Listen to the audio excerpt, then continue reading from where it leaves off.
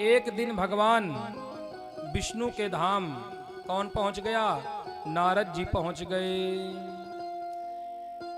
नारद जी भगवान विष्णु के धाम जैसे ही पहुंचे तो भगवान श्री नारायण ने अपना सिंहासन छोड़ करके दौड़ करके आगे गए। कहा, आइए बाबा, आइए बाबा, आइए, आपका स्वागत है। अब जब भगवान विष्णु ने आगे जाकर के स्वागत किया तब इनके मन में और अभिमान आ गया। कैसा अभिमान कि हमें लगता है कि हम श्री नारायण के समान हो गए हैं, तभी तो कोई अपना आसन छोड़कर हमारा स्वागत करने यहाँ आया। देखो कैसे अभिमान बढ़ रहा है। विचार कर रहे हैं कि हम भगवान श्री नारायण के समान हो गए हैं क्योंकि ये अपना आसन छोड़कर हमारा स्वागत कर रहे हैं। उसके बाद क्या हुआ? फिर भगवान श्री नारायण को जब प्रणाम करने लगे, नारद जी जैसे झुककर प्रणाम किया, तब क्या हुआ कि भगवान विष्णु ने हाथ पकड़ लिया और हृदय से लगा लिया। अब और अभिमान हो गया कि झुककर प्रणाम नहीं करने दिया। अब तो पक्का इसमें निश्चय है कि हम इनके बराबर के हो गए हैं, इसीलिए तो प्रणाम नहीं करने दिया। अगर छोटे होते तो प्रणाम करने देते। देखो भूमिका पहले बन गई। भगवान शिव ने मना किया, ब्रह्मा जी ने मना किया और श्री नारायण सब जानते हैं तो भूमिका बना रहे हैं। जरा ध्यान दें। आज इन्होंने हृदय से लगा लिया नारद जी को और उसके बाद क्या किया? नारद जी का हाथ पकड़ करके, नारद जी का हाथ पकड़ करके ले गए और अपने ही सिंहासन पर बैठाने लगे। आइए बाबा, आप हमारे सिंहासन पर बैठो। नारद जी ने कहा, नहीं महाराज, नहीं प्रभु, आपके इस सिंहासन पर बैठिए। यहाँ पर बड़े बड़े देवता, गंधर्व, किन्नर सभी आते हैं और आपके खड़े होकर वो स्तुति करते। आप बैठिए, हम आपके समान कैसे बैठ सकते हैं आपके आसन पर?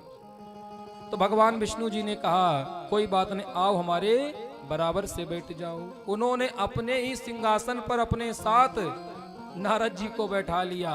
अब तो नारद जी को एकदम मोहर लग गई कि हम में और विष्णु में कोई फर्क नहीं है। जरा ध्यान देना, आप लोगों को भी ऐसे लोग मिलेंगे, इसलिए कभी भी अभिमान में मत आना। तो आज नारद जी को पक्का भरोसा हो गया कि हम में और श्री नारायण में कोई फर्क नहीं है। बड़े आनंद से बैठ गए। भगवान भोलेनाथ ने मना किया था कि कभी भी भूल कर भी श्री नारायण को ये बात मत बताना। फिर भगवान विष्णु जी ने क्या कहा? कहो नारद बाबा, बड़े दिनों बाद आए हो, कहाँ रहे, कहाँ घूमते रहे, क्या करते रहे, आए नहीं? नारद जी से रहा नहीं गया।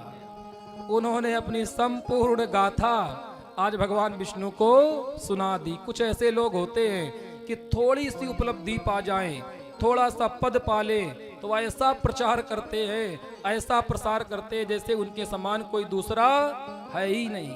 स्वयं को वो ब्रह्मा मान लेते। बोलो गौरी शंकर भगवान की जय।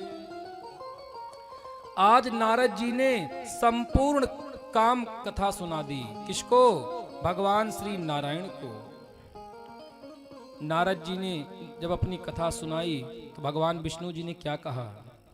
बाबा, आपने अगर काम पर विजय प्राप्त कर ली तो कौन सी बड़ी बात है। ये सांसारिक लोग मात्र आपका नाम ले लेते हैं, आपका सुमिरन कर लेते हैं, आपके दर्शन कर लेते हैं, उतने से ही वो लोग काम पर विजयी हो जाते हैं। और आप अगर स्वयं काम पर विजयी हो गए तो कोई बड़ी बात नहीं है। इस प्रकार से भगवान विष्णु जी ने नारद जी से कहा। उसके बाद में काफी समय तक चर्चा होती रही।